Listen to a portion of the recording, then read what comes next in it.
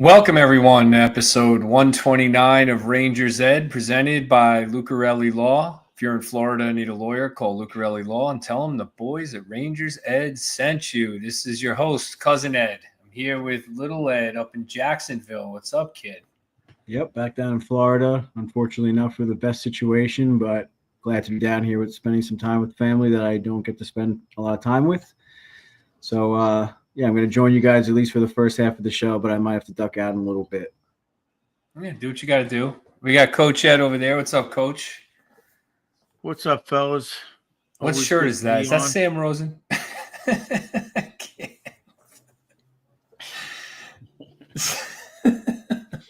It's a power play goal. I love it. Shout out to Tennessee Meg for getting us that shirt. Yeah. So, boys, what do you guys want to talk about? You know, anything going on in Rangers land, or you I don't know what to say. People already just chiming in on the messages, huh? Yeah, I can see that. Well, let's Say something. just get jersey numbers out of the way so we can get right into it. Yeah, let's do the jersey profile sponsored by Oscars Pro Stitch Hockey, number 29. I think I'm saying this right. Reijo Ruotsalainen played 5 years with the Rangers, 389 games, 99 goals, 316 points. He was an all-star in 80. The Players Player Award in 84-85. He had 73 points that year, 28 goals on D. Coach, I found this interesting. Maybe you can help me out here. Played 5 years with the Rangers. He was traded to Edmonton. He kind of just floated around between Edmonton and Jersey for a couple of years, and then he went back to Finland. He seemed to be a very capable player still at the time all this happened. Did he just want to go home or something? Do you remember? I don't remember the circumstances why he left the NHL. I just remember trying to compare his ability to someone now, but I want to say he was way ahead of his time as far as skating and puck handling ability. Something, you know how they go D to D and they back skate and walk the line and all that. I mean, he was doing that like with ease, just like walking on clouds, skating on clouds. Yeah. And JD famously nicknamed him, I think I said this last time we had him, we talked about him, Plexi Rexy, because more often than not, his shot went high and wide and hit the plexiglass. That's what it said in the bio. Shout out to our fan Mike up in Connecticut, my card agent. If you are a usual listener, but he sent us this old book, or sent me that video of his cards in the old book, and it said like when Rexy was finally able to tame his shot and not ring it off the glass, he was very effective, or something like that. Yeah, man, the guy was funny that skilled. you brought that up. Yeah. That's pretty funny. And Little Ed, it stood out to me too. He had 27 points in 43 playoff games. You know, it says you have here he played left wing and D. I read he was a D mostly before my time, but I know. wasn't even a twinkle in my dad's eye. When he I played, learned that so- from the book, though, so I had to include that because that's where I want Keandre Miller, up on the wing instead of on the blue line. Oh, please tell me we're not going to talk about that. I just don't want to. I don't want to talk about that. Well, let's just get right into Coach's Corner, because Coach was at the game last night, and he's going to give us a little bit of his he sat ice level this time instead of up in our balcony seat. So I want to hear about what. Go ahead. Hold on. Prior to the last episode, the Rangers were 13-10-1. Since then, they're 1-2-0. They're 14-12-1, 29 points, fourth in the Metro, 17th in the NHL, middle of the pack. They beat Pittsburgh, lost to Seattle, lost to Chicago. Coach Ed, Coach's Corner, give us a live experience here of this Rangers effort, I guess, if you want to call it that. Well, I'm going to have to. Hey everybody, Coach Ed here. I'm over here in the shop at Bella Italia, Marble Granite Quartz, picking up my order for a nice little bathroom I'm doing. I've been a contractor almost as long as I'm a hockey coach. So listen to me when I tell you, when you want the quality work and craftsmanship, I'm going to see the boys over at Bella. They serve all 5 boroughs, Westchester, Long Island, all the way out to Montauk. Whether you're a Ranger fan, Islander fan, Devils fan, they're going to take care of you no matter what. Make sure you give them a call, 516-561-1018.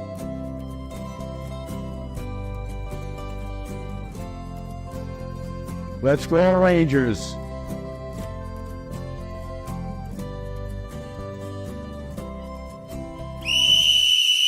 All right, boys, bring it in.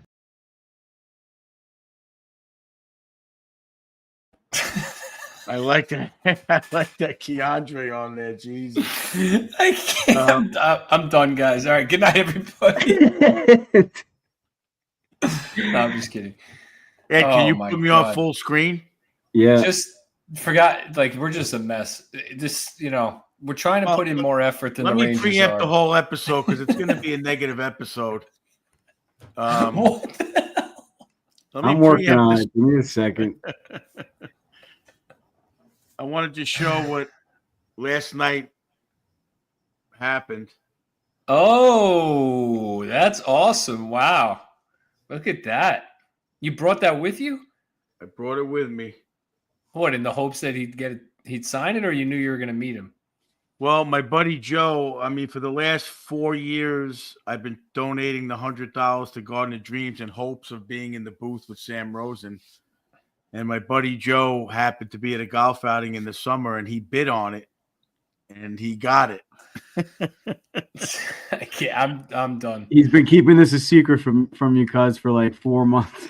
I was hoping that usually he mentions the names of the people visiting, so I wanted you to hear it.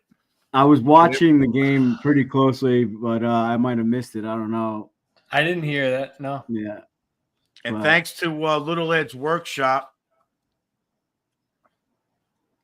Look at Wow. those bad boys. Joe Micheletti and Sam Rosen. Head on over to YouTube to check out what I made for them. And Coach Ed got them to sign for me. Now Wow. he made the same replicas of these for them as a gift with notations on the back. And then he asked me to frame them, at least 2 of them, to get signed. To give to them, and I obviously framed the wrong ones. I was planning on telling you or talking to you about it on my way to the airport with you, and obviously we were talking about other things, so I forgot. And then I was sitting here and I was like, oh shit, I hope he framed the right ones. And I texted him. I was like, did you see the notes on the back that I wrote to Sam and Joe? And he goes, no, I see them now. Of course, I framed the wrong ones. Oh my God. So Well, you gave it to him as a gift, though? Yeah. So I gave them to him. Joe Micheletti was like flabbergasted about the Minnesota jersey. Let's see it again. Yeah, I bet. You're on full He screen was for a he was reason. like he was taken aback.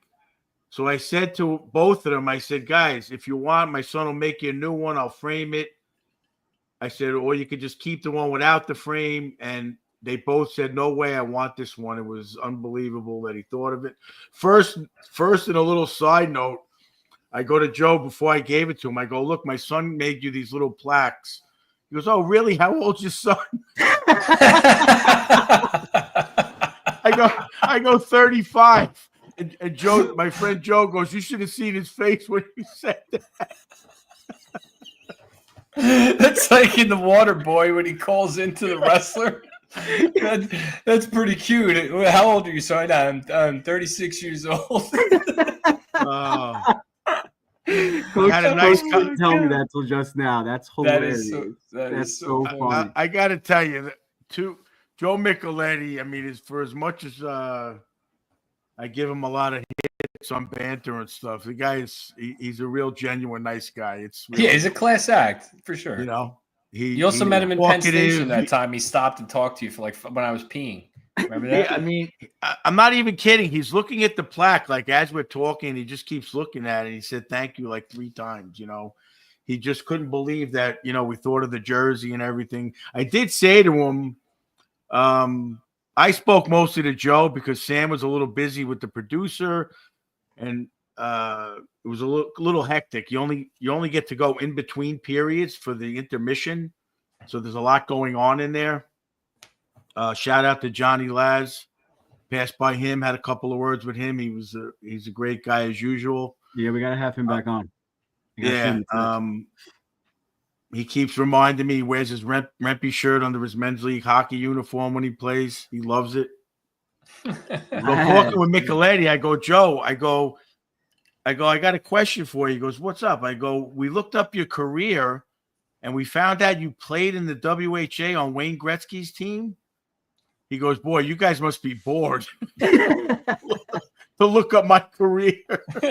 Yeah, seriously. Yeah. But no, just a regular guy, and just he's asking me, do I have any grandkids? You're gonna love it. I have 6. We were just talking back and forth. So I reached in my bag as we were talking. I go, oh, I also have this plaque. Maybe your son-in-law can sign this for me. And he starts cracking up. I didn't have anything, but I was thinking about making a Madonna one, but I was like, maybe if they reach back out, or maybe they'll ask me to make a Madonna one.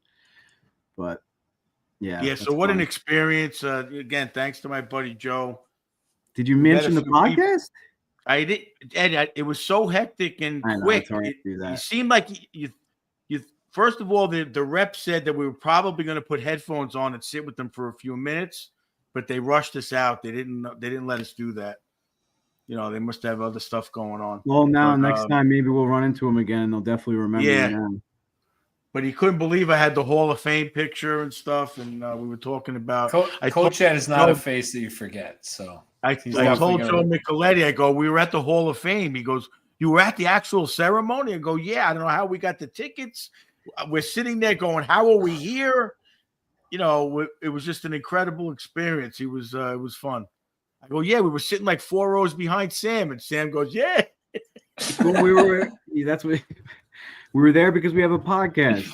But yeah, I know. I kind of blew it. It was a little, like I said, I was a little not tongue twisted, but I was just in a conversation, and all of a sudden, starstruck. It's okay. Oh, all of a sudden, the producer comes in. He goes, "All right, we got to get going. It's 40 seconds till puck drop," and they just like pushed us out. Sam was reviewing his notes in between periods. Oh, that's what I said to him too. I go, I said to him, when I first walk in, I go, where are the answers for the trivia question? And Joe goes, oh, they're in a big book underneath the table here. I go, Joe, I'm just like you. My answer is always Rod Gilbert or Brian Leach. He starts cracking up. That's great. And Sam goes, it's all up here. He goes, oh my gosh. It is, though. That's the thing. It is. Sam's been doing it for so long. I mean, I do have to say, the first thing me and Joe said, my friend Joe, we looked from where they're sitting. It's freaking up there. You wonder why when they say, I think it hit the post, or I think this, you can't see anything from up there. It's way up there. I mean, we sit at the bridge, but it's like, holy geez. Yeah. Wow. So I got to slack off a little bit on the maybe it did this, maybe it did that. But after they watch the replay, I would think they would get it. But whatever. I'm learning through this podcast. You'd think as your nephew, I would learn this just through life, but you don't. I learned it through the podcast. Coach, you're really just a big softy, man. You're critical of a guy, and then you meet him, and all of a sudden you're like, "Oh, this guy's the best guy in the world. I won't say anything bad about him ever again. I gotta slack off." Like, I want to go back to like episode 5 and listen to the banter and see what Coach Ed was saying. Yeah, for real. That's when we were ruthless. Show the Sam one again, so Cuz could see how he signed it, what he said. No, did he sign the same thing as mine? The plaque. Oh, mine he put 2. Where's mine? He put best wishes, Sam Rosen, Hall of Fame 16. Nice. And then on this one he put it's a power play goal. Yeah, it's a power play goal. That's dope. So nice. What is the 40 years? Yeah. Nice. I figured that's what they'll do at the Garden eventually.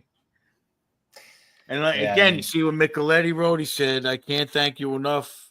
Actually, maybe they won't put a number because then they can't retire the number 40. So he put on, I can't thank you enough for your thoughts. I guess whatever you wrote on the back, I didn't get to read it, but they were really taken aback by it. It was a nice gesture, Ed. Good job.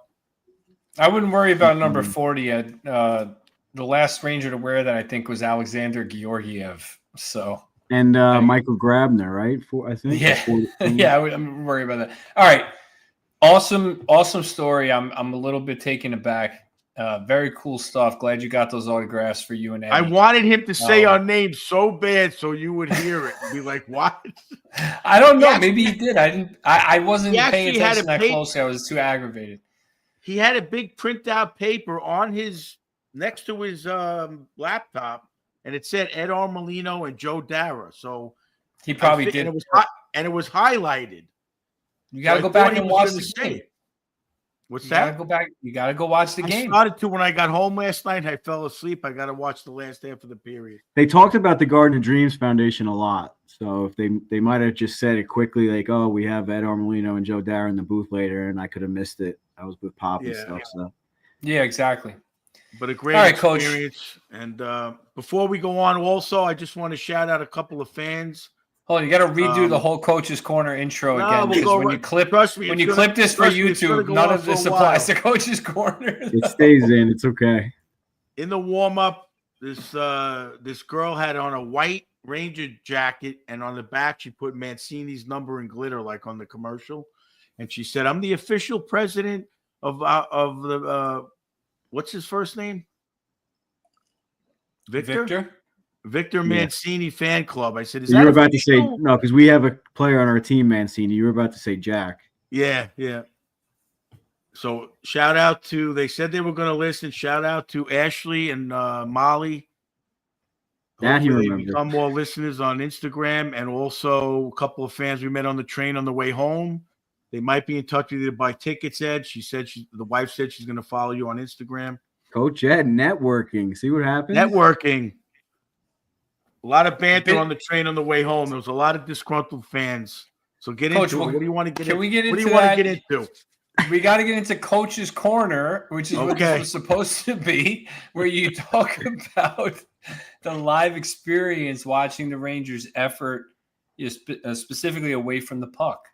All right. So, again, we have talked about many times the difference between watching the game from upstairs at the bridge and then watching it down low.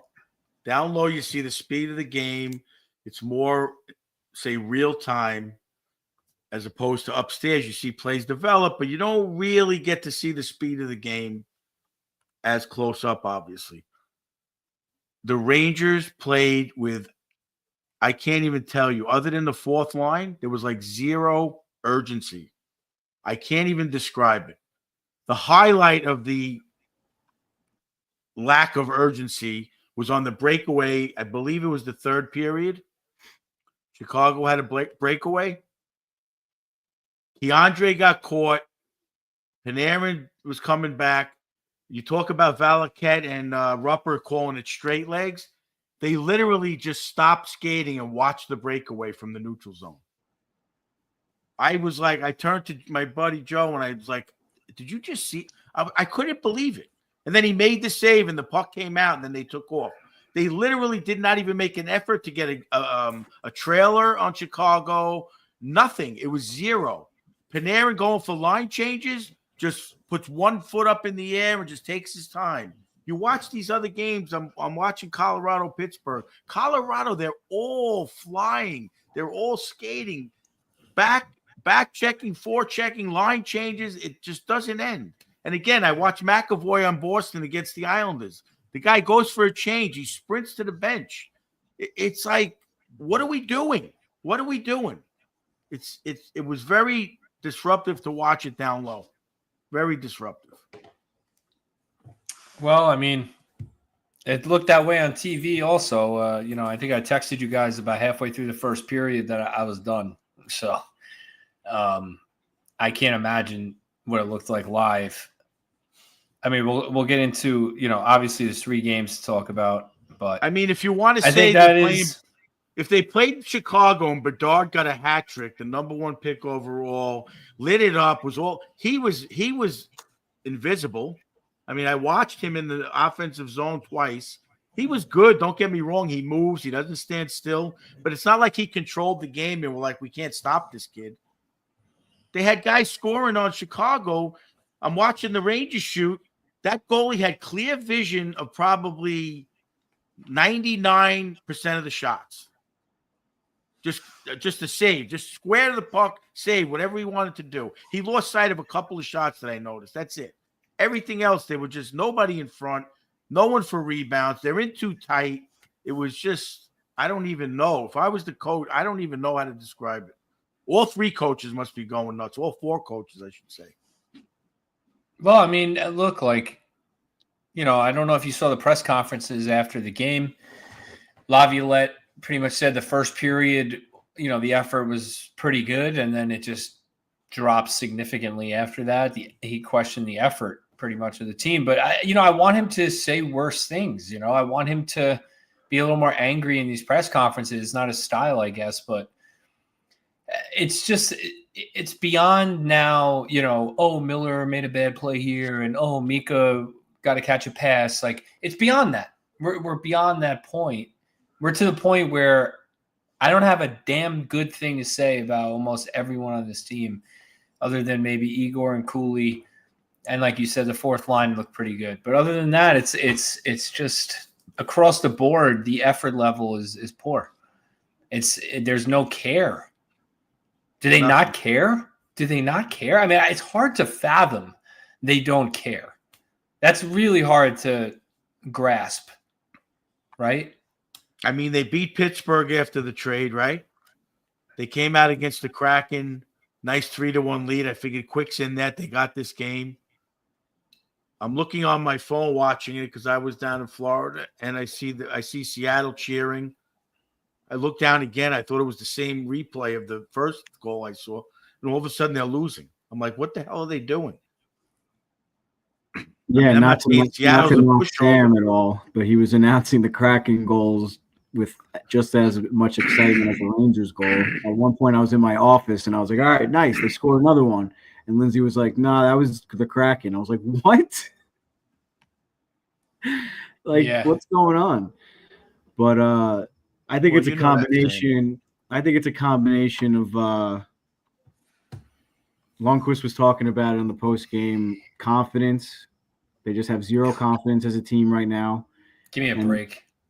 Let me finish. Lack of confidence makes you grip the stick a little tighter, which forces you to slow your feet down a little bit too. And I don't disagree. The lack of effort is definitely there. I just don't know if it's a caring level. I think it's just like they just can't do anything right now, and it shows. With Miller, it's the different story. That guy is a joke. But players like Trocheck, like the ones that we usually count on, I think that's the factors here. And I trust Lundqvist's opinion. He's been in the room. He's a competitor. Like, he knows a lot of these guys. I think he would tell the truth, or he would tell it like it is. And Valley too. Valley talks a lot of. He tells it like it is all the time. What I noticed with the gameplay when you said they're just not able to do anything, even when they're trying to make these little chip passes, it seems like the other team is reading it way ahead of what they're doing.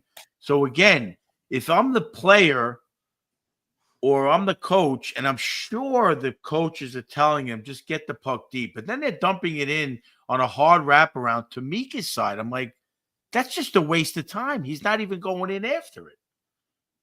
It was like Chicago just broke the puck out like it was Brian Leetch skating out of the zone. I'm like, I didn't know one defenseman on Chicago, and they shut the Rangers down. They had this tall guy, Vlasic, I've heard of before. But other than that, they had nobody on D that you say, is Fox or no, Coach. They don't, because they're the worst team in the NHL. They have the fewest points in the league. They're a terrible team. And they came into Madison Square Garden and they outworked the Rangers and had a very nice 2-1 road victory over a team that's lackluster. I mean, let's be honest. The Rangers are a lackluster team. I've seen all the memes, gutless, no effort, too sensitive. I mean, this team is a joke at this point. I mean, let's be honest. Like, it's a meme for the NHL right now. They're getting national coverage for being a joke. They're 2-8 in their last 10. Coming off a President's Trophy. Look, I was talking to my friend about this. Florida lost in the Stanley Cup Finals, right? To who did they lose to? Vegas, right? In the Stanley Cup Finals. They then said, we're going to win it next year. They had an offseason of effort, grinding it out, working to be better, came in motivated to win the cup, and they won it. They won it. They did it, right?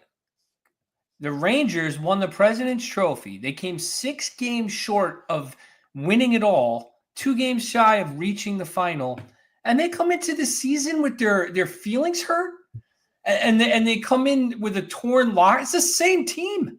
It's literally the same team that won a President's Trophy, except Riley Smith is in for Goodrow. So what? Waiving Barclay Goodrow hurt the feelings of all these players so badly that they came in fractured. And Trouba wanted to he didn't, he blocked a trade, so he didn't. The players are hurt by that, and they've lost their confidence, and they don't care anymore, and they're mad at management. Like, what is going on? Is that really what's happening? Because that's the narrative. If that's the narrative, that's inexcusable. This is pro sports. Like, this isn't like I work at a supermarket and my manager is mean to me, so I have no, I'm quiet quitting. You can't quiet quit as an NHL player. You can't. You shouldn't be able to. I mean, there's no accountability. We talk about accountability all the time. I don't know how they even make a comment. If I was a Zibanejad, I wouldn't even want to talk to the press. I would just say, leave me alone, because anything he says is just, he talks like a good game, but then he goes out there and it's like not even, he's just like skating around, stick checking. It's just empty platitudes from Zibanejad. He doesn't even know what to do. They interview him and he's sitting there in his locker room, and he's like, I gotta just try and stay positive. And, we did a couple good things and gotta just focus on the next game. Like, he doesn't even know what to say. And then Brooks goes on Spittin' Chicklets. Little Ed sent it and says Zibanejad is too sensitive or something, right? Was that what he said? What is that going to do for the guy? And he spirals in his own head. He's too sensitive to the criticism. You're the one who keeps criticizing him publicly. Like, fans are criticizing him. He doesn't care what Cousin Ed. You think he cares what Cousin Ed tweets about him? He doesn't even see what I tweet about. He's going to see what Larry Brooks puts in the New York Post. And I mean, look, I'm not saying they shouldn't tell the truth as reporters. Like, if Brooks is watching and Zibanejad's effort is lacking, sure, that's his job. You got to report what you see. But, like, I don't know. I don't know. I'm torn on it because I blame Brooks for being too negative. But also, Zibanejad's got to be thicker skinned, man. He's got to have thicker skin than that. Like, I would almost hope, if you go back to the days, like old time days with the Yankees, the Brooklyn Dodgers and all that stuff, they used to have like heated arguments with the reporters. If a reporter called out Mickey Mantle, they'd have arguments. They'd be pissed off. If I'm Zibanejad, I would say in my interview in the locker room, tell Larry Brooks to stick it up his can, I'd be pissed off. Like you just said, show a little gumption. Yeah. Show a little, like, I'd say you put the skates on, Larry. Let's see what you got. Something. I think the problem is that, like, they can't just turn it down. It's written into their contracts now, which probably wasn't in Mickey Mantle's contract. I'm not trying to point out something like that, but like, they have to talk to the media. Mika can't just reject it. I don't think. No, so Mika should say it to Larry, like coaches. I agree. You should say, like, you're going on podcasts saying I spiral in my own head. What do you know about my mental health? Like, what do you know about what I tell my wife at night or what I'm actually thinking? You don't know anything. So how dare you say that about me? I would love for him to do that. It's the same thing that happened with Trouba. It's the same thing. He brings up his personal life about his wife and stuff, and then Trouba spirals out of control. And now you think Mika's going to play any better after this? It's a joke. I can't stand this guy. If I ever we're going to see him at the Garden because our seats are right by the media section, and he goes to the bathroom, the same bathroom that we go to. I swear, take it easy. Don't put this on the. No, if I see him, motive, like, this is a motive for a prosecutor. Like, take it easy. I just feel like, no. What am I? You think I'm going to attack him? I'm just going to be like, yo, Brooksy, like, take it easy. Like, we're going to say something. Like, all I know is if Brooks slips and falls in I'm not an idiot. If Brooks slips and falls in that bathroom, this tape is pretty bad for you. I don't know. I sold those tickets because I'm going to shove his head in the toilet and flush it. That's what I'm going to I'll give him a swirly. How about that? Does that count? I'll serve the night in jail. Yeah. I'll let you know. I'll text you. I'll say, Ed, you better book a flight. You're going to have to come and bail me out and defend me in the morning. No, you'll be fine. So anyway, look, it's partially I don't want to cut you off on the Brooks rant because I know you're ready for one. So I'm going to let you do that. No, but I also want to talk about, like, the next episode. I got to cut out of here. I also want to talk about Mika just not like he's got to be tougher than that, dude. Like you can't if you're the type of player that crumbles because the media member is criticizing you, you ain't gonna do it in New York, man. This is not gonna happen. I'm sorry. No, I agree. You got to stand up to them. Yeah. All right. Let little Ed cut out. He's got a lot going on. Thanks for joining us, at least for the start. You got it, guys. All right, bud. Have a good night. Thanks, guys. You too. Enjoy the rest of the show, everyone. Thanks for joining. See you next time. All right. Till next week with little Ed. For now, it's just me and Coach. We have no mediator here in between us. This is a dangerous situation. I mean, Coach, like I hate to just keep complaining, but it just frustrates me because the narrative that I'm seeing, all over the internet, there's podcasts, interviews, articles being written about, the Gaudreau situation. No one's going to want to sign here. The Trouba situations, Zibanejad's mental health, Kreider's frustrated. Guys, this team won the President's Trophy last year.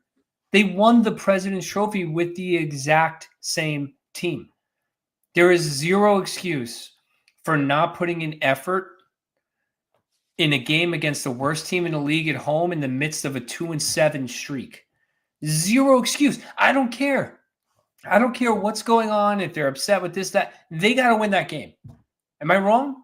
I don't disagree with you. I can't believe that Laviolette's under the heat to get fired. If that's the case, is that another story that Brooks broke out?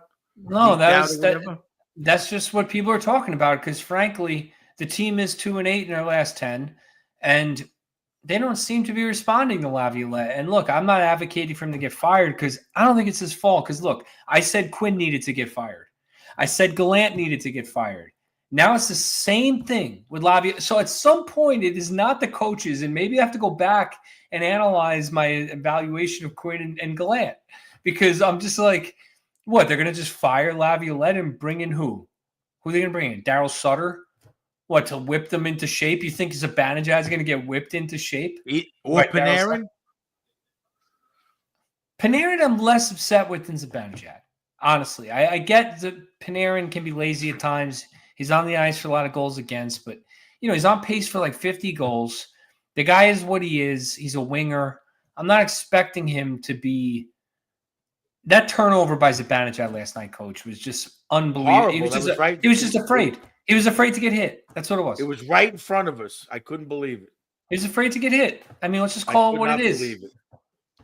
Just call it what it is. He went back to get the puck. He felt footsteps. He heard him, and he flubbed the puck. And then he went in front and did what? He covered Lindgren. He didn't even recover from the play. I can understand here. Okay, you heard footsteps, but he recovered in front. It's like, it's just Zibanejad to me is a bigger problem than Panarin. I do think Panarin can be better. I think at times I notice his back check, and then other times, like you said, like he's just lazy. Like I don't get it, but I'm more concerned with Zibanejad than Panarin. Yeah, I can't disagree with that, because at least Panarin's putting the points up on the board. With Zibanejad, like we talk about Keandre, Zibanejad's not doing either. Not only is he playing bad defensively, other than the penalty kill, he does very well on. Obviously, the penalty kill is right there. But other than that, defensively in the zone, and no points on the board. Yeah. Which is unacceptable. If you have a number one center that's putting up 20 goals or 15 goals right now and 35, 40 points, you could say, okay, we're in the – and if he was doing that, we'd be in the games. Yep. We win that game last night. I keep saying that. I know we all hate that, but if he does that, the Rangers are in more games. That's a big difference, because now you have Panarin. We talk about it all the time, and that's what's been happening in the playoffs. They're shutting down those guys way too easily, and I don't know. They got to figure out a way to change things up. I don't know what Drury's got on his mind, but I can't believe he's going to tolerate it much longer. I mean, Chris messages here: Zibanejad performs in the playoffs and kills penalties for the number 2 unit in the league. I'll take Mika over Panarin every day. I mean, look, Zibanejad is an excellent special teams player, even while he's struggling. I mean, even on the power play, he shoots it high and wide a little too much for me, but he's a more than adequate power play player, and he's an excellent penalty killer. No question, that's true. But I challenge the narrative Zibanejad performs in the playoffs. Like, yeah, he had some points. He had some points against Washington and Carolina last year in the first couple games.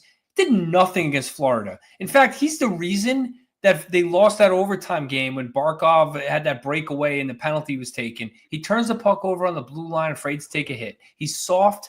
He's a soft player. Panarin isn't soft, in my opinion. I don't think he's soft. I just think that he just gets lazy playing defense. It's a little different. So, yes, I criticize Panarin for his laziness on D, but Zibanejad is afraid. He's out there afraid to take a hit.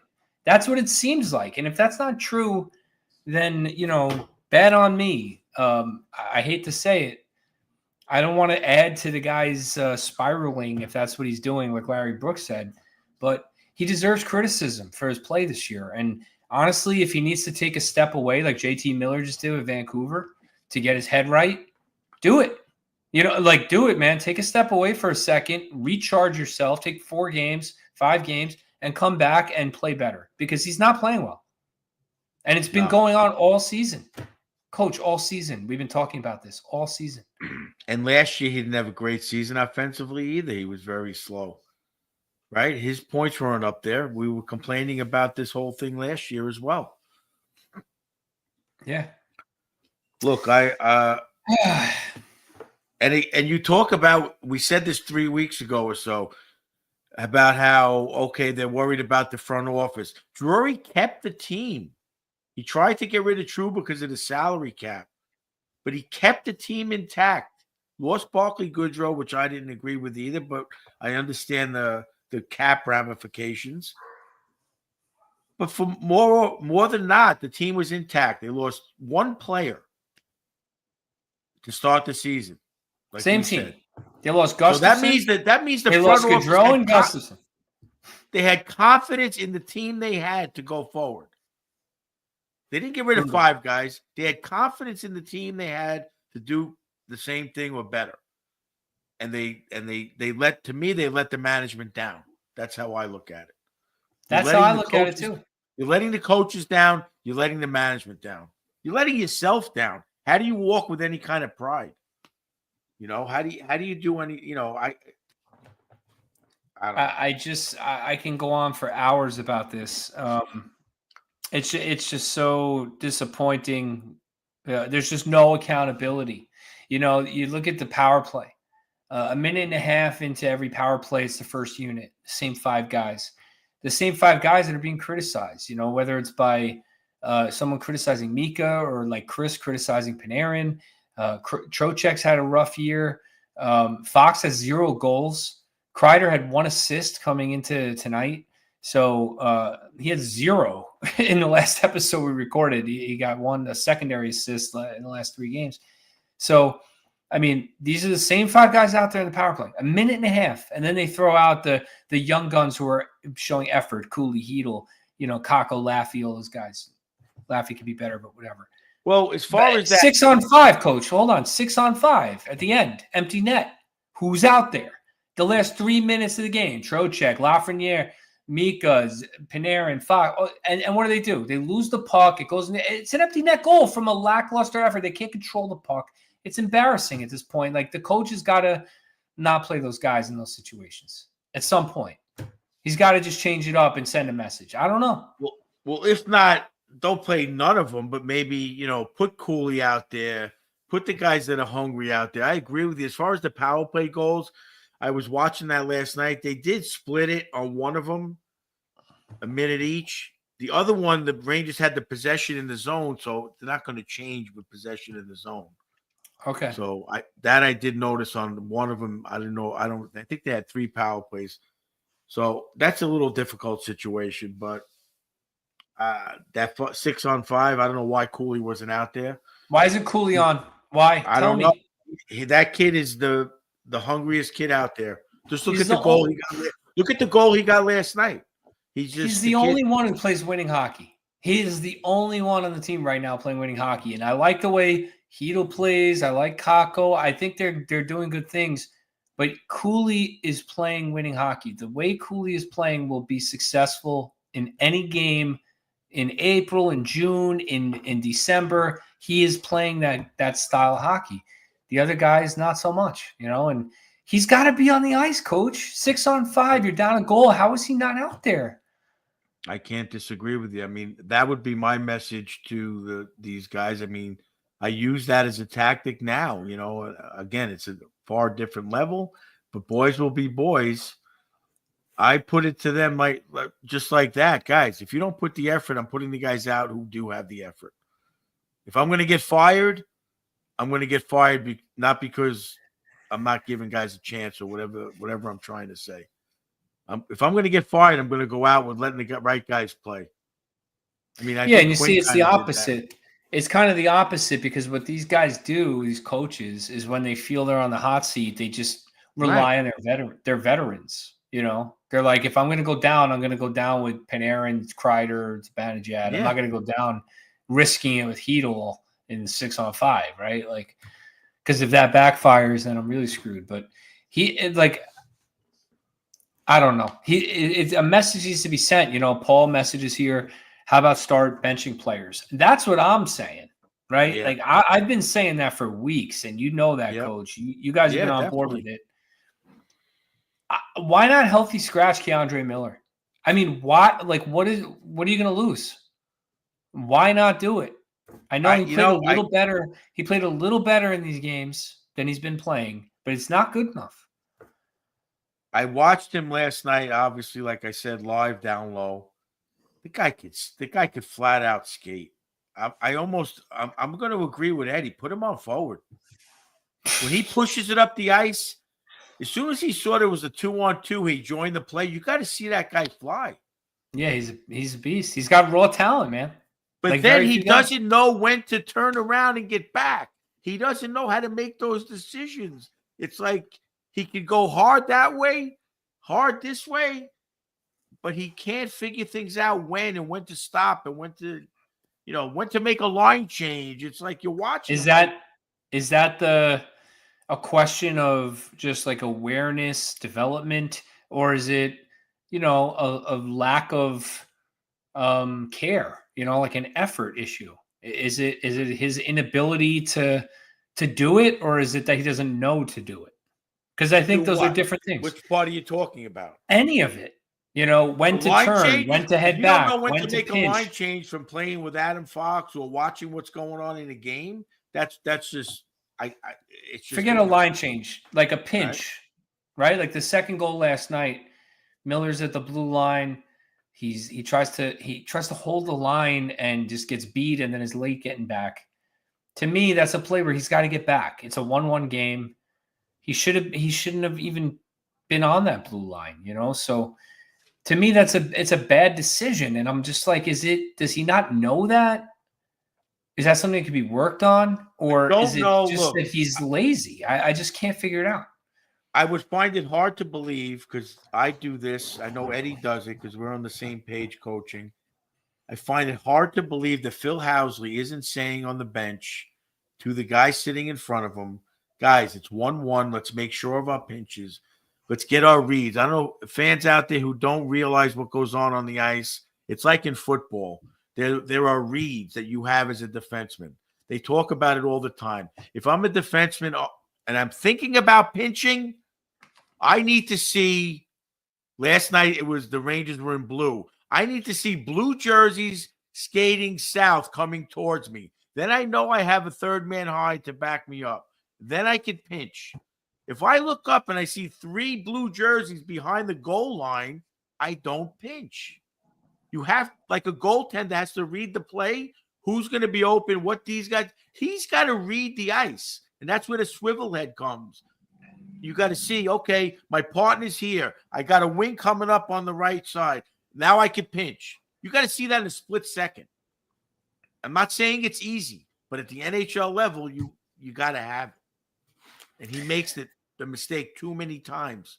And I'm sure the coaches are watching film and talking to him about it. I'm sure of it. So it's just got to be he just doesn't get it. I don't know. So this is rock bottom, Coach, I think. Losing to Chicago, blowing that lead against Seattle, losing to Chicago, 2 winnable games at home. I don't think this team can go any lower than this. And look, they're still in a playoff spot. Islanders are losing 2-0 tonight to the Kings. Maybe they hang on to that second wild card spot for the night. Who knows? But if this doesn't turn around quickly, they're only 4 points out of last place in the Eastern Conference. I mean, let's just put that in perspective. So this is 2-8.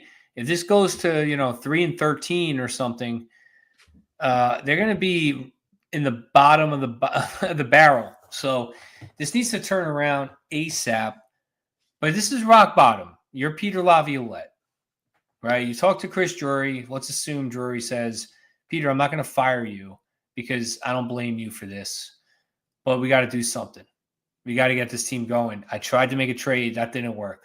I signed Igor to write him. He's played well the last couple of games, but it's not working either.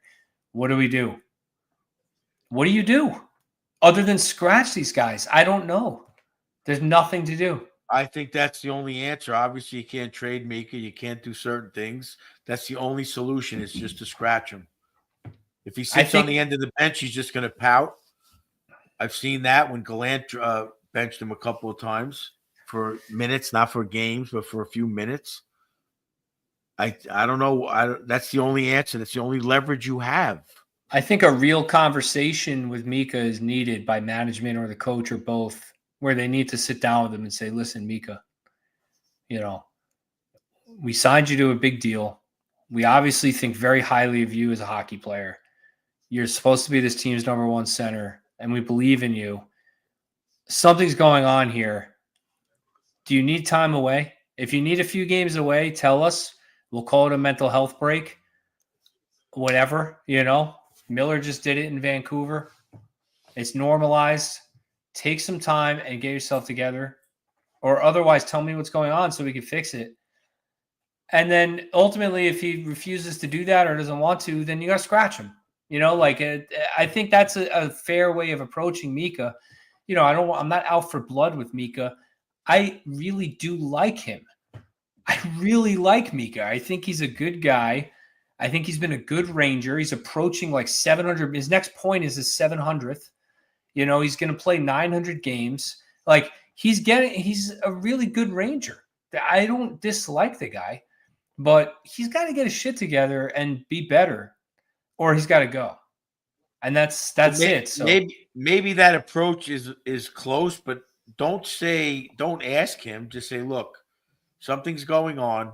We need you to walk away and take a few games off. We're going to give whoever's in Hartford as a center, or we're going to bring up Johnny. We're going to put Johnny in the lineup. Take a few games off. Get yourself together. Yeah. I can't disagree with that. I mean, you want to worry about a player's mental health, obviously, but I don't know what I don't know if I don't have those kind of mental health issues, but if I'm making $8.5 million a year or something like that, and I'm a professional hockey player, I think I got it pretty damn good, and I'd be very happy. And after that national anthem plays, that place was rocking. Brancy sang the national anthem, and then to come out and go flat like that, how do you not get psyched for that? I don't get it. I don't get it either. You're playing on Madison Square Garden ice. But the thing is, look, like I agree with you. From our perspective, we're baffled and it's frustrating as hell. But from reality, they're human beings, and like Zibanejad knows his contract. He knows what's expected of him. He's not performing. The pressure mounts. He hears it in the media every day. I want him to be tough enough to block that out and figure it out on his own, because I think that's what's required to win a Stanley Cup, is that mentality, of that dog mentality, right? I was watching Hard Knocks of the Giants in the offseason. And Daboll was talking about drafting Malik Neighbors, and he met with Neighbors, and he asked him a question. He said, if you're playing a game and it's the first half and we're not targeting you, This is before they drafted him, and they're just interviewing him. We're not targeting you. You get no targets in the first half. How are you going to feel about that? And Neighbors was like, I'm going to be pissed. I want the ball, like he was honest, and it was pretty intense. And Daboll was like, I love that. He liked it. He's like, that's what I want. He's like, got to harness that, because that might happen. You got to be able to harness that into a positive, but that makes him a dog. That's a winning mentality, right? I want the ball. Yeah. Give me the ball. Mika almost like doesn't want the puck. He like, it's like you got to want the puck if you're a goal scorer, I don't know. It's almost like he's giving it up way too quick. I feel like we're being repetitive, but it's frustrating. It's frustrating. Obviously, you deal with it on Twitter and Instagram with Eddie and stuff. Twitter is a cesspool. It's really horrible. I mean, again, not to just pick on him. It's down the lineup. Laffy's taking a little bit of time off. What's going on with him? I don't know. Since he signed that contract, he doesn't look aggressive at all. It's down the lineup. Coach, how many times? He's a little lazy on the back check. How many times are they going to enter the offensive zone and throw a pass east to west or west to east that is intercepted from between the blue line and the top of the circle and goes in the other direction before they realize, hey, they're anticipating this play because that's all we do. Let's do something different. How many times before they realize that? I just don't get it. It's all of them. It's Laffy, it's Panarin, it's Trocheck, it's Zibby, it's Cry. Every single guy is doing the same thing. They're all doing it.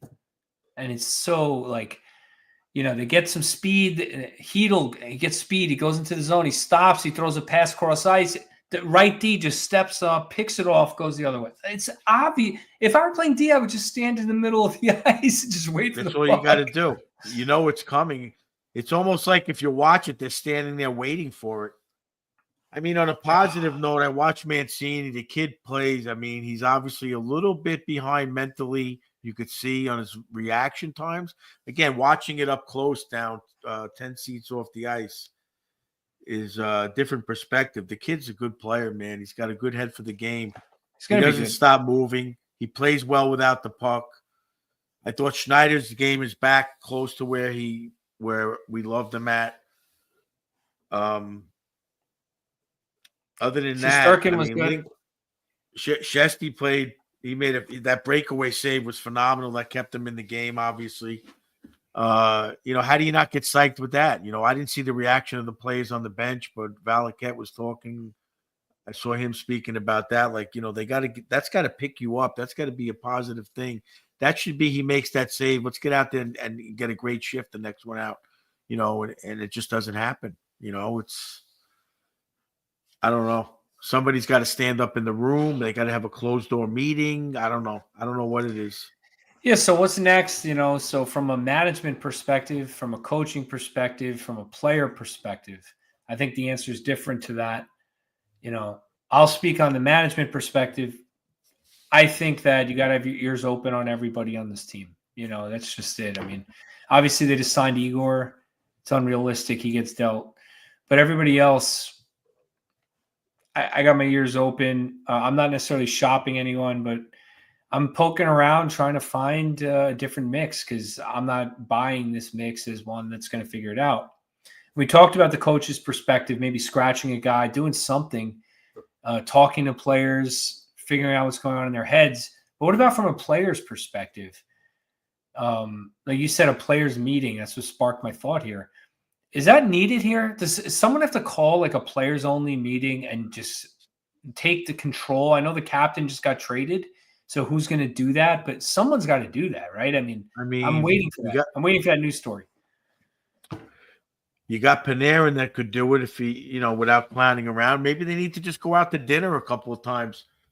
I understand Mika loves his baby. I'm sure there's other guys with kids on the team.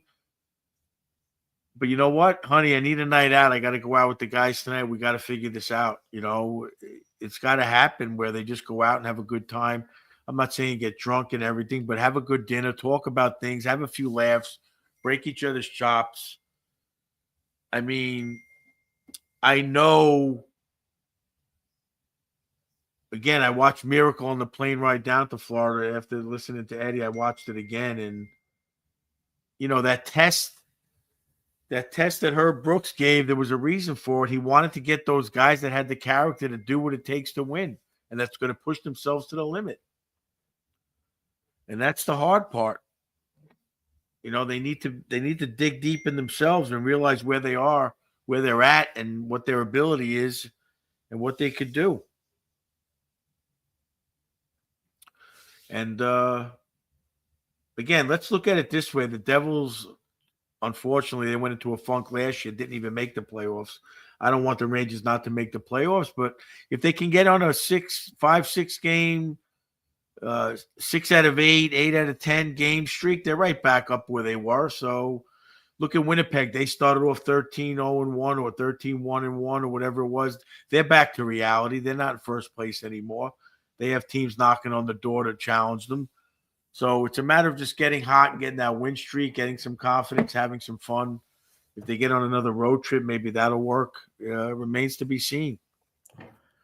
So, let's just keep our fingers crossed and hope they can get out of this funk. It's going to take everybody.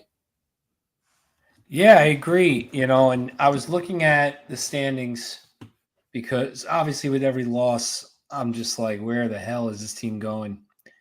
And, Carolina was going through a little bit of a rough stretch. Rangers are still only 6 points behind Carolina. They have, it's crazy right now. If the playoffs started right now, Washington would host the Rangers, the opposite of last year. Isn't that kind of ironic? I mean, kudos to that coach and getting those guys ready and that team making some right moves. They're Chikrin's lighting it up. He's having a great time. I watched a lot of highlights. Yeah, but the Rangers aren't the only team in this situation either. So we gotta get our heads on straight. You look at the Western Conference. Vancouver struggled this year. Edmonton struggled. Colorado struggled. Both those teams are teetering on playoff spots, right? Even Dallas has had some struggles. So, I think it gets late early, right? Is the saying, but I think that the season is still salvageable. But the time for that is running out. And when they put efforts out there like they did against Chicago, it makes you question, does this core have it in them to figure that out? Because I think a couple things. I think if I'm Drury, I'm trying to make trades. I think if I'm Lavi, I'm scratching, right? I said that already.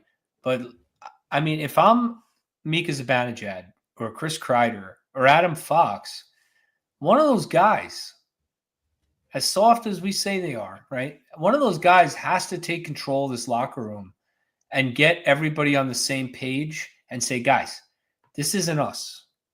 Like, we need to sit down here. What's going on? Who's upset? Who's not in? Who's all in? Let's go. Come on. We were almost won the cup last year. We could do it. We're right there. That's got to happen. And it's got to come from within the room. Yeah, I think so. I mean, I'm sure the coach is trying to figure that out. So, look, you have that coaching staff.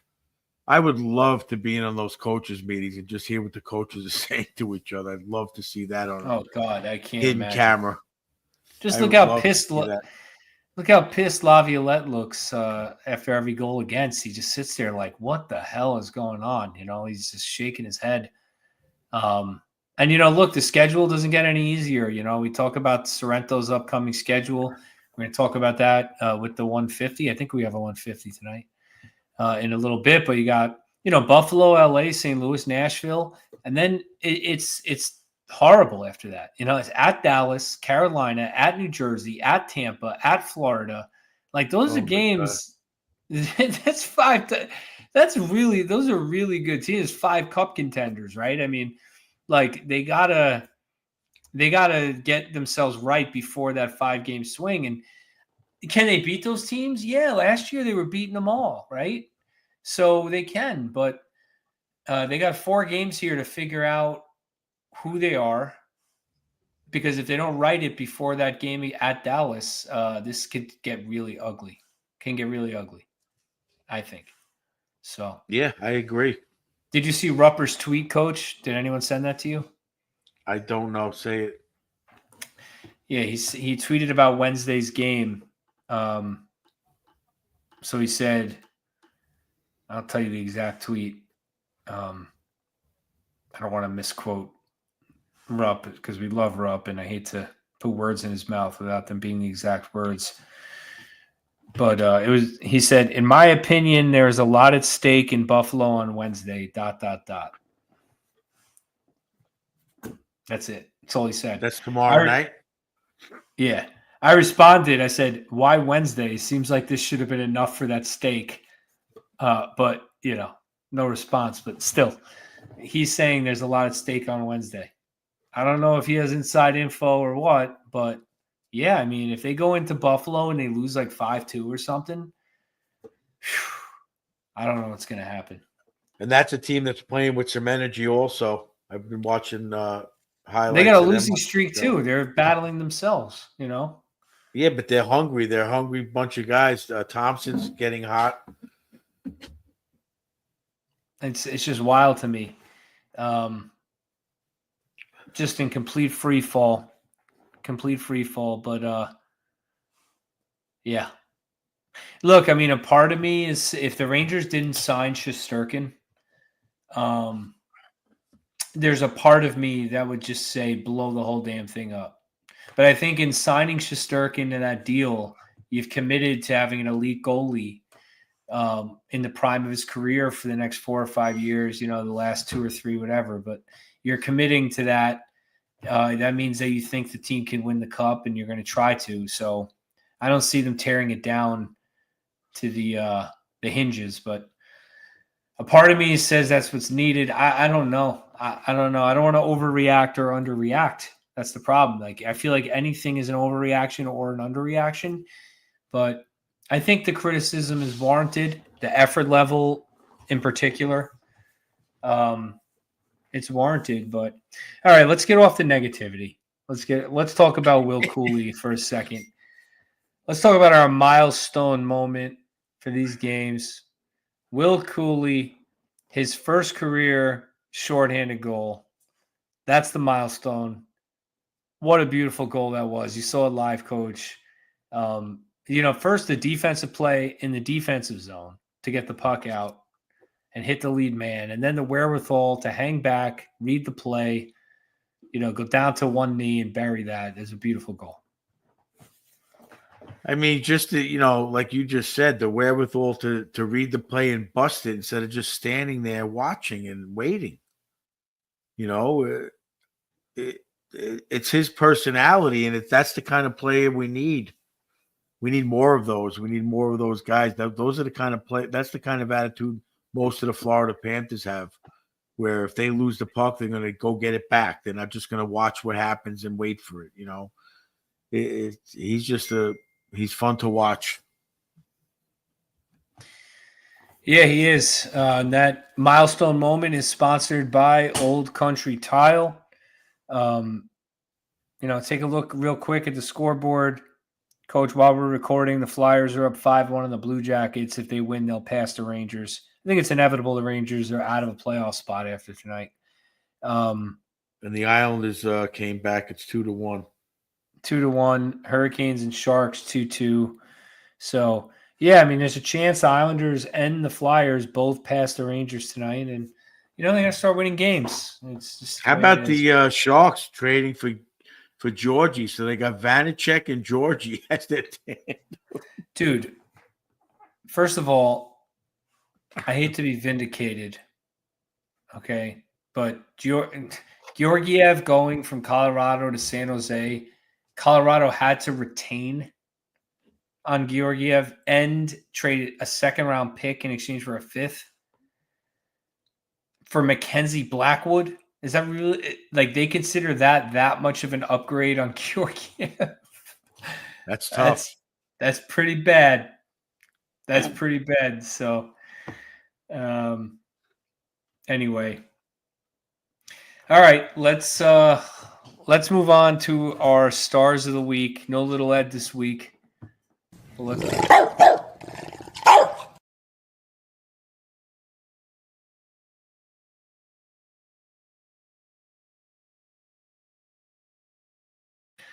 I can't deal with the picture. It's just so funny. All right, stars of the week, coach. Offensive player of the week. I'll take this one. I'll let you start on defensive. I went with Trocheck. I think he's picked it up a little bit, and he's a little. I hate to pick anyone who's not north-south right now. I'd like to pick Cooley, but Trocheck had better, I think, more point production in these 3 games, so I went with him. You didn't want to give it to Keandre for getting the second goal of the year?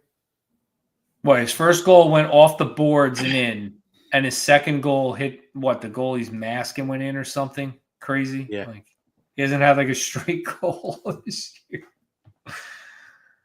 Zibanejad's having a horrible year. He's still got 14 assists, 15 assists. It's a tough one again, you know. You gotta go since last podcast, coach. I understand. I'm just saying. I'm just looking at the totals. I mean, offensive player of the year, of the week. It's a tough one.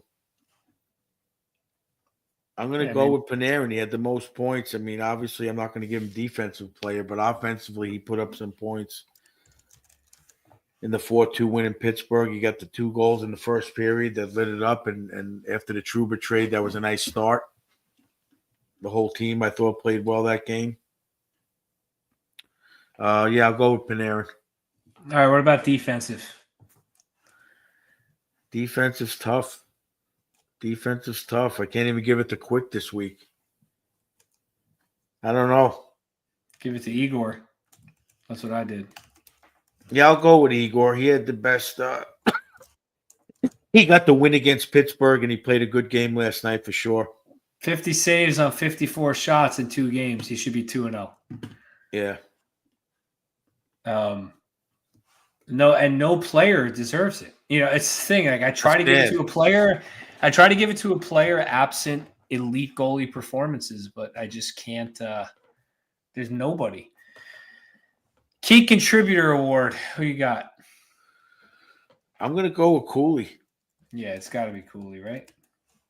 I mean, I can't see anybody else that was consistent over the 3 games. Just him. You know, Just I him. can't. Every game. Guy second on team in points. Hits. 8. He had 8 hits last game. 8 hits. Yeah, I don't know why he wasn't out there with no goalie, to be honest with you. If anything, just to stand in front of their goalie and cause havoc. You know, I don't know. Coach, Anyway. he had 8 hits. The rest of the forwards combined had 11.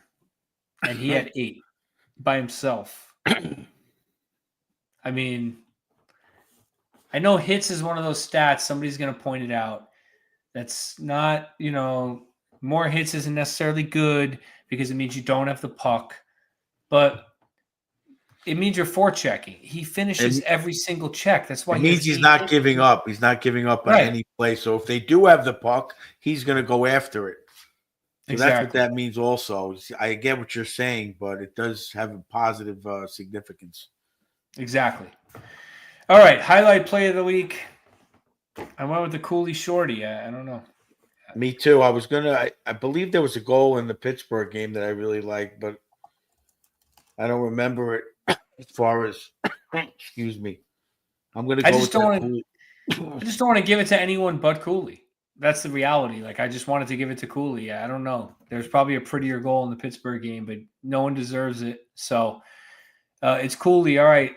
It's time for Coach Ed's copyright Doghouse Award, sponsored by Suter Sweet Treats. Definitely check out Suter Sweet Treats. I actually just placed an order for some. I can't wait to get them. And, they're really just fantastic. They get it out to you quick in the vacuum sealed bag. Check them out on Instagram. Check them out on Etsy. All right, Coach. Last week, you had everyone but Cooley, Kako, Jones, and Quick. You copied me on that one in the doghouse. What do you got going on this week? Anything crazy? I mean, again, I want to thank Meg. I'm still enjoying my cowboy cookies on a regular basis, just to throw that out there.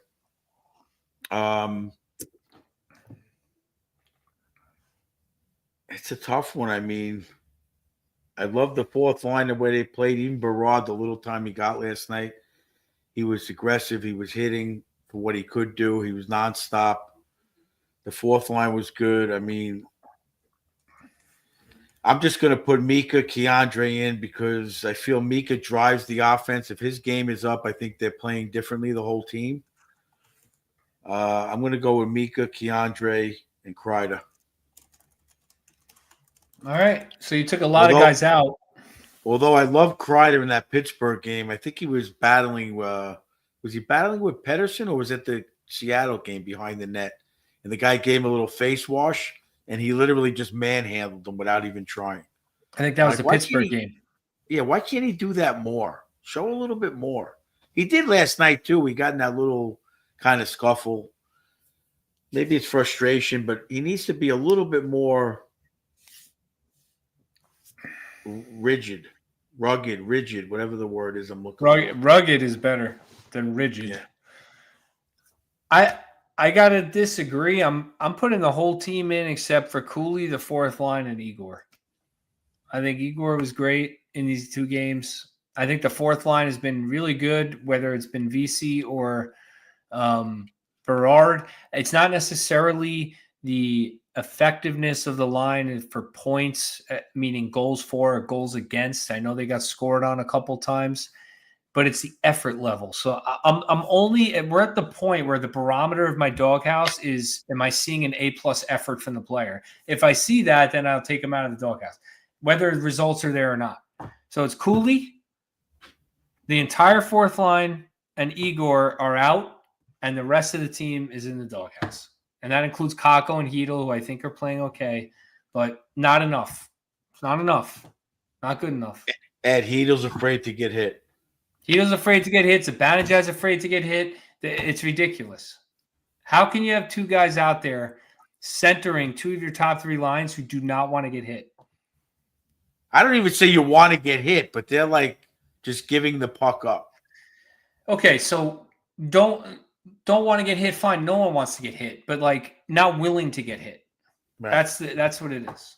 They're just not willing to get hit. Crazy. It's difficult. I'm just repeating. This is not. I'm literally at the point where I'm going to quit watching sports very soon. Like the Giants are just. I cannot watch the Giants anymore. I can't do it. I just won't. My friend told me you got to take the rest of the season off of the Giants. I'm not even watching it. I just refuse. For all you guys who are Jet fans out there and Ranger fans, you probably feel the same way. I can't do it anymore. The Mets just signed Juan Soto. I'm waiting for him to have some kind of like degenerative back condition or something that like ends his career early, or like allergic to uniforms or something, and he's on the injured list. And the Rangers are the one respite that we have where they're competitive. They built the team right. They rebuilt, and this is falling apart at the seams. Like, what am I doing? I spent so much time on fantasy sports and watching sports and caring about sports, and gets me nothing but aggravation. At like, Coach, I'm literally at the point where I'm just like, why am I even doing this anymore? It's not fun. It's not. It's just not fun. You think this is fun? Are you having a fun time on this podcast? It's not as much fun as it is when they're winning. And again, thanks to the fans, this is very difficult to do when they're not playing well. It's a lot more. it's a lot more fun when they're winning, and we can have a good time. But it's like anything else. You gotta. It's not losing. Easy. It's easy to have a good time and be good when everything's going well. So even we have to dig deep a little bit and pull a little bit out and keep the passion going. It's true. And you're right. And the thing is, I'm obviously just talking shit because I'm not going to stop watching it. But the thing is that like, it's not the losing that bothers me. It's just watching them be listless out there that bothers me. That's what it is, right? I mean, yeah. You're at the game watching that live, Coach. Paid a lot of money for those tickets. Well, not last. I did pay for them. Yeah, we donated, but yes. Whatever. Someone paid for them, right? You pay. The fans go to these games. They pay a lot of money. What's the cheapest ticket in the Garden? Probably $150, $120, something like that. The least that they can expect is that the team is going to try to play well.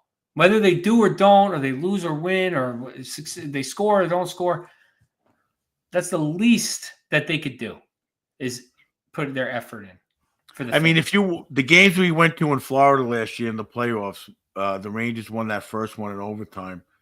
You got to believe, like, as a Panthers fan, you were like, wow, they played great tonight. I can't believe they lost, but you didn't hate them. They outshot the Rangers by like 20 shots or whatever it was. They played great. Igor stood on his head, but you didn't go, oh, Jesus, they suck. You're like, gee, how did we lose? We played great. You know, that's the difference, right? Yep. You lose a series like that, you're like, oh, we had bad luck. We hit posts. We did this, but you played good. But they're just not even playing good. They're playing good for maybe out of 60 minutes, maybe 15 minutes. Yeah.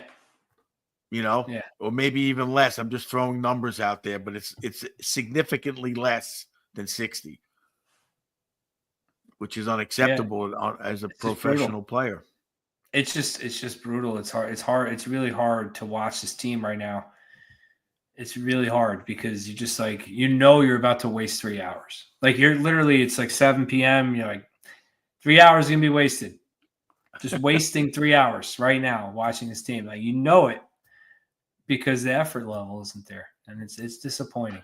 But we plug away. We love this team, and obviously, I want the Rangers to win so badly. And I think part of the reason that we're like this, and I'll end it on this before we go to the 150. And Coach, you can chime in here. Is this fan base is starved for a Stanley Cup? I mean, the Rangers have won one Stanley Cup in 85 years. Like, let's just talk about that for a second. Assuming this isn't the year, right? This will be the 85th year with only one Stanley Cup, an outlier season in 93, 94. And they're close, and they're close, and they're close, and they fail, and they close, and they fail. And it's disappointing to get so close last year, being one of the top teams, a true contender, not win, and then this is the response. It's really difficult. I mean, you don't see fans of the other teams. I was laughing. I saw a post about the Islanders, who are at the same points as the Rangers. Fan posted and wrote, "What do you think, boys? We're going to get a winning streak here?" And I'm just laughing, and I'm like, look at the mindset of an 11-11-7 fan base. Sitting there like, hey, everything's great. We won a couple of games versus the Rangers who are like, we're the worst team in the league, trade everyone, fire the coach. It's kind of it's a Yankees mentality. But we don't have the pedigree of the Yankees, right? Well, the Rangers don't have that pedigree. It's the same mentality. It's a original franchise. It's a historical franchise. So it's the same mentality that we want better. We want better because we've had one cup in 85 years as a fan base. Many Rangers fans have never seen a Stanley Cup. We're at that point already. And there are a lot of us, like you, Coach, who've only seen one. You've been watching for a long time, Yeah. You've been a fan for a long time. So it's part of the anger and the frustration that we're showing is the demand for a Stanley Cup and that being it. Like, there's nothing. I don't care about a President's Trophy or an Eastern Conference final run anymore. I've seen those. I just want them to do whatever it takes to win a Stanley Cup with any players that require that. Whether it's a guy I like, a guy I don't like, I don't care at this point. All right, so let me be devil's advocate because we talked about this over the last few years of the rebuild, and you go crazy about 94 where they traded away all these guys, but they did what it took to win, and they won it. So are you willing to do that? If they got a Mark Messier type of If they got a you can't get a guarantee if it happens. If they get a Mark Messier type of player and he comes in and he goes to Drury, you got to get rid of X, Y, and Z, bring in these 4 players, like Herb Brooks said. I don't need the most talented. I need the right ones, right? at the cost of losing a little bit of the future, are you willing to do it to get that cup? You just said you are. You just said you are. It's tough. You're willing It's like to a do whatever huge. it takes. It's a huge gamble It is because it's not the same league anymore with the salary cap, and the value of having young players on your team is really important because they don't make a lot of money. So it's difficult. It's difficult to say, but like, look, you make an interesting point because I was drawing some comparisons between this team and the 92-93 team. Coach, if you remember, 91-92, the Rangers won the President's Trophy. They lost in the playoffs that year. I think that was Messier's first year. 92-93, they didn't make the playoffs. After winning the President's Trophy, Leach got hurt. A couple other things happened that year. And then 93-94, they win the Stanley Cup. And in the course of that, they traded Doug Weight, Tony Amani, Mike Gartner. Super talented, but, kind of soft guys, right? Like, and now I'm just thinking, like, is this the 92-93 where they just don't make the playoffs and they just turn it into like a Glenn Anderson roster next year to go for the cup? And if they don't get it, then there's no future. Then you have to rebuild. That's the problem. Well, yeah, that's tough. That's the big gamble for sure. I'd rather get a younger player like that, like a Brady Tkachuk. I know the tampering. We didn't even talk about that. The soft tampering allegation. What are your thoughts on that, Coach? I don't even know what that even means. What happened? Who's alleging that? I couldn't follow. So Larry Brooks wrote an article after the Trouba trade that the Rangers' primary target was Brady Tkachuk. Right. All right. So he made it seem like he had sources that said that. Then the Senators came out and denied that Brady Tkachuk was available. The owner of the Senators accused the Rangers of soft tampering, which is a way of saying like, hey, the Rangers are letting Brady Tkachuk know they want him through the media.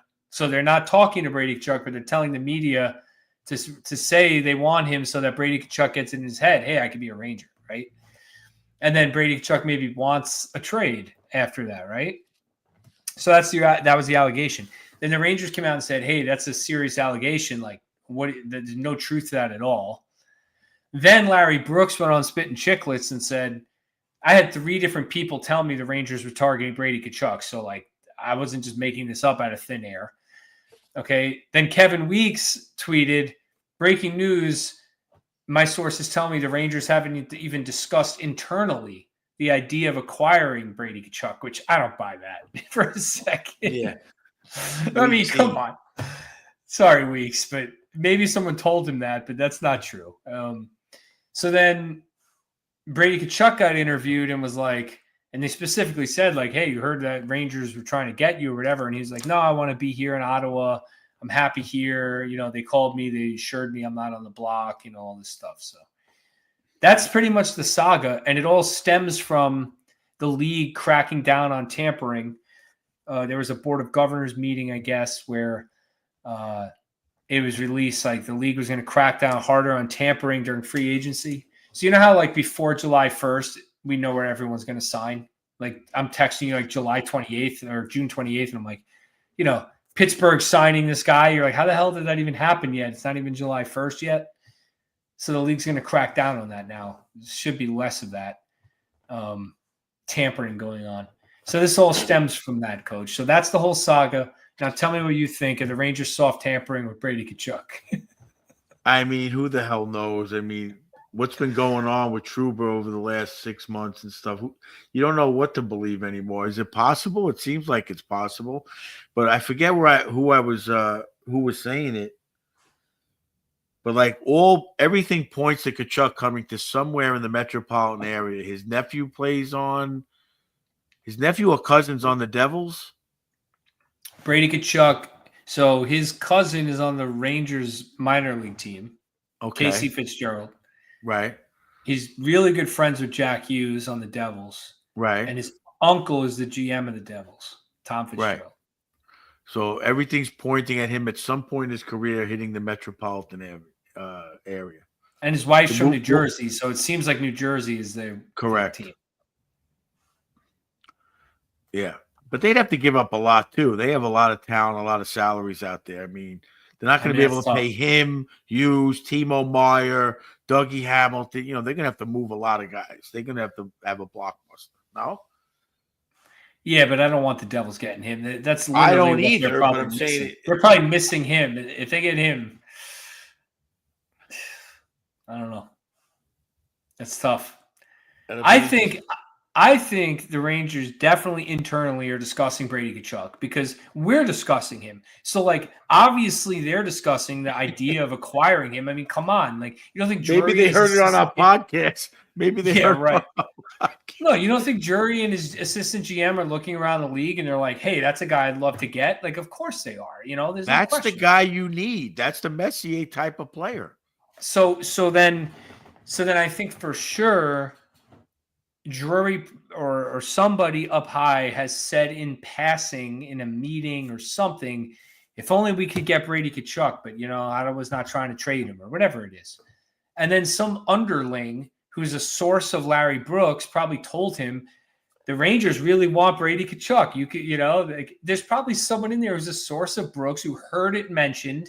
It's not like they were in there like, hey, Larry, write an article about Brady Tkachuk so that he gets it in his head that we want him and then he demands a trade. Like, that's not what's going on. But they're definitely discussing him. There's no question in my mind. Yeah, but if you're in management, what do you say, guys? This is bull crap. Who the hell said this? Who told Larry Brooks? Yeah. That guy's got to be like, you got to find the mole. Spy. That's an inside spy. You got to find the mole. Got to find the mole. It could only be so many people that are in that room. That's why they were saying Jim Ramsey got fired. Remember, he got fired like randomly. Right? Why? Because the rumor is that he's the one who told the media that after the Rangers lost one of the games to New Jersey, that Drury came down from the booth into the locker room and got into a yelling fight with Gerard Gallant. That allegedly it was Jim Ramsey who leaked that to the media. So Drury fired him. So you got to find the mole before you fire the mole, That's just a rumor. I don't want to defame Jim Ramsey. I don't know if it's true, but that's what they say. That's the well, that was a mystery. I mean, that would make some sense. I mean, again, it's an allegation. I don't know if it's true, but you got to find the mole. There's definitely a mole releasing the Brady Tkachuk info. I'm sure there's like a whole memo on Brady Tkachuk on Drury's computer. He's going to get dealt at some point.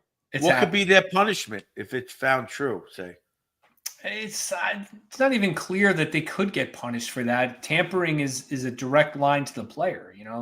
You can't send like a feeler to the player through like a conduit, but the media is the media. I mean, what are they going to say? Like, did someone leak that you're interested in Brady Tkachuk to the media? Like, yes.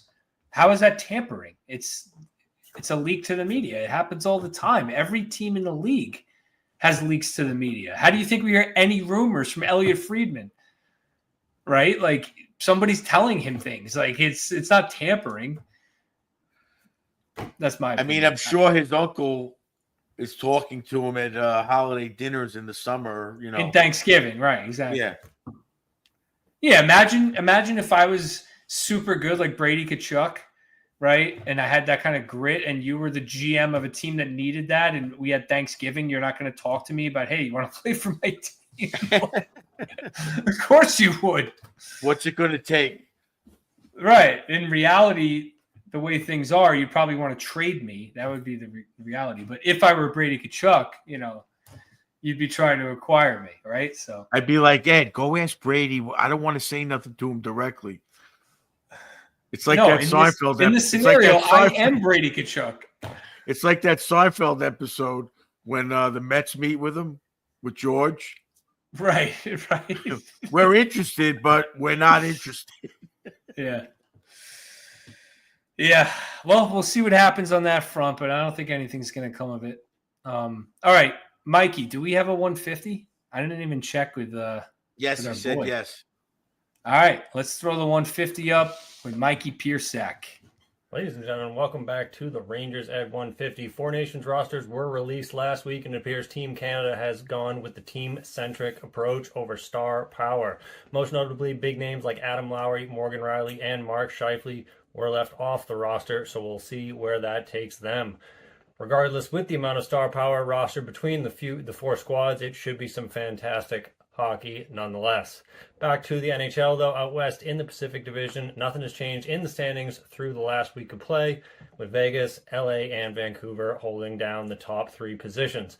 Following them is the Oilers in fourth and the Flames in fifth. The Kings have quietly been one of the best defensive teams in the league this year, having surrendered only 71 goals through their 27 games played. Over in the Vancouver camp, we should be seeing Thatcher Demko back between the pipes at some point this week for the Canucks, as he has been activated off of injured reserve and served as backup in 2 games last week. Further east in the Central Division, the Minnesota Wild have become the team to beat in the NHL, having surrendered a league-low 65 goals through their 27 games played and putting up 7 wins through their last 10 games. The Jets have gone cold after a smoking hot start with wins in only 2 of their 5 tries this month. And big news once again from the Avalanche as they made another move between the pipes. On Monday, the Avs traded goaltender Alexander Georgiev and forward Nikolai Kovalenko to the San Jose Sharks in exchange for Mackenzie Blackwood, Giovanni Smith, and 1 draft pick. Prior to this move, the Avs had posted a combined .882 save percentage, which was a second worst in the league, sitting at 31st.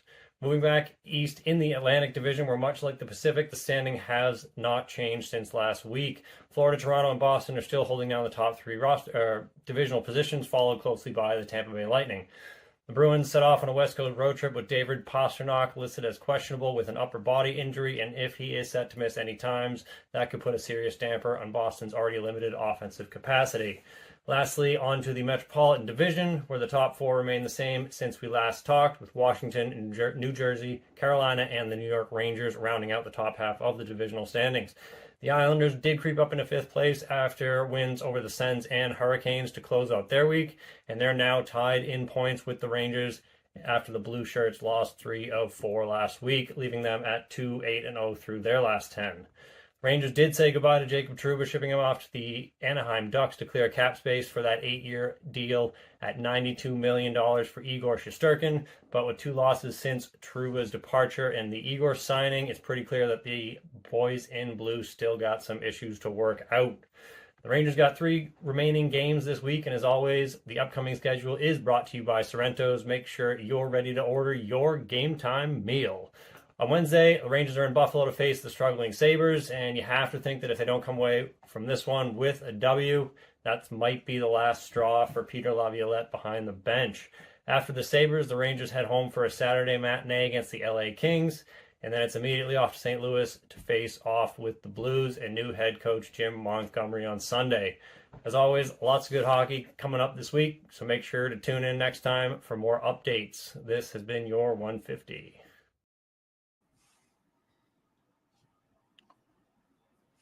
All right, Mikey with the 150. That was a quick. That might have actually been 150 seconds. I got to give him credit on that. That was a good one. But all right, Coach, let's wrap this up. It's been a long episode, mostly me complaining. Sorry to the listeners. I'm sure you all feel the same way as me. We all ranted. This is our therapy. It's come to the point where I woke up this morning and my wife said to me, Rangers lost again. And I said, I don't want to talk about it. And usually it's the other way around, where all I want to do is tell her about the Ranger game that she missed from sleeping. And she doesn't want to hear me. So that's it's got to change. Let's get this going here. Hopefully they can turn it around and, some of these guys start showing up, Coach. We got a lot of good hockey to play, hopefully. It's only, a third of the year over? Not even. So yeah, but that's like you said, it's getting close to that point. If they don't turn it around within the next 2 weeks, they're going to be in some serious trouble. Yeah, they are. But all right, we'll be back next week. Coming on the holidays here, so we'll probably take a little break for the holidays, but we'll be back next week, and we'll recap the Buffalo game on Wednesday and the Kings game. I don't know if we'll get to the Blues game. When is that? Wednesday. Yeah, the Blues game too, Sunday. So they play Saturday and Sunday this week, another 1 o'clock game. So, all right. Well, we'll get those 3 in next week, and we'll see where we're at then. Hopefully it's a more positive episode. Thanks to our sponsors, our fans. Keep up the positive attitude. It's very difficult, but like I said, this is the hard part. This is the hard time to be a fan, so let's push it. All right. Let's go Rangers. Love you guys. Thanks for listening. Thanks to the sponsors. Until next week, we're out.